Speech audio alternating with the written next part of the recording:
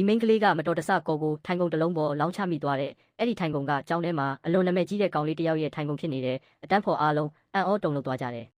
အဲ့ဒီအချိန်မှာပဲနာမည်ကြီးကောင်လေးကရှောက်လာပြီးဘာဖြစ်ထားမှန်းမသိပဲထိုင်ချလိုက်တဲ့မိန်းကလေးကချက်ချင်းဝန်ခံခြင်းပေမဲ့ကောင်လေးရဲ့ဒေါသထွက်နေတဲ့မျက်နှာကြောင့်ပြောဖို့မရဲတော့ဘူးမိန်းကလေးကအတန်းချိန်တစ်လျှောက်လုံးစိုးရိမ်ပူပန်နေခဲ့တဲ့အတန်းပြီးတဲ့ခေါင်းဆောင်မြည်လာတော့သူမကကောင်လေးစီသွားပြီးတောင်းပန်ဖို့ဆုံးဖြတ်လိုက်တယ်ဒါပေမဲ့အဲ့ဒီအချိန်မှာပဲဆီယာမကကောင်လေးကိုရုံးခန်းလာခဲ့ဖို့ခေါ်လိုက်တယ်ကောင်လေးကသဘောတူပြီးထားဖို့ကြိုးစားလိုက်တဲ့အခါသူ့ခန္ဓာကိုယ်ကထိုင်ကုန်နဲ့လုံးဝကပ်နေမှန်တိလိုက်ရတယ်သူအချိန်ချင်းရုံးထွက်ဖို့ကြိုးစားပေမဲ့မလွတ်နိုင်ဘူးကောင်လေးကစတင်ပြီးထိတ်လန့်လာတယ်သူကစာပွဲနဲ့ထိုင်ကုန်ကိုလက်နှစ်ဖက်နဲ့အားပြုပြီးအားကုန်ရုံးထွက်ဖို့ကြိုးစားတယ်ဒီနေ့ဟာဒီနာမည်ကြီးကောင်လေးကြောင်းပြောင်းလာတဲ့ပထမဆုံးနေ့ဖြစ်တယ်ဒီလိုအရေးကြီးတဲ့နေ့မှာအလွန်ရှက်စရာကောင်းတဲ့အဖြစ်အပျက်နဲ့ကြုံတွေ့ခဲ့ရတယ်သူကဒီကိစ္စကြောင့်ကြောင်းတောင်ပြောင်းရတော့မလားလို့တွေးမိတယ်အဲ့ဒီဖြစ်ရပြီးနောက်ကောင်လေးကတန်ရှင်းတဲ့ဘောင်းမီတစ်ထည်လဲဝတ်လိုက်တယ်အဲ့ဒါကြောင့်စိတ်သက်သာရမယ်လို့မျှော်လင့်ခဲ့ပေမဲ့ပိုပြီးတောင်ဒေါသထွက်လာတယ်ဒေါသနဲ့စပွဲပေါ်ကခဲတံကိုတောင်ချိုးပစ်လိုက်တယ်မိန်းကလေးကသူ့ကြောင့်ဖြစ်သွားတဲ့ပြဿနာကိုမြင်ပြီးအလွန်ပြည့်ရှိတယ်လို့ခံစားရတယ်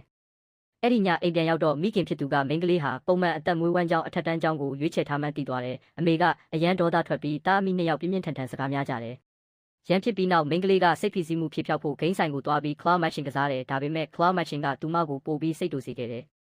အဲ့ဒီအချိန်မှာပဲနာမည်ကြီးကောင်လေးလည်းသူ့ရဲ့အတန်းဖော်အစ်စ်ကိုတွေ့သွားတယ်သူကမိန်းကလေးရဲ့ရှက်ရွံ့နေတဲ့အမူအရာကိုသတိထားမိပေမဲ့ဘာမှမပြောဘဲကိုယ့်ကိစ္စကိုဆက်လုပ်နေတယ်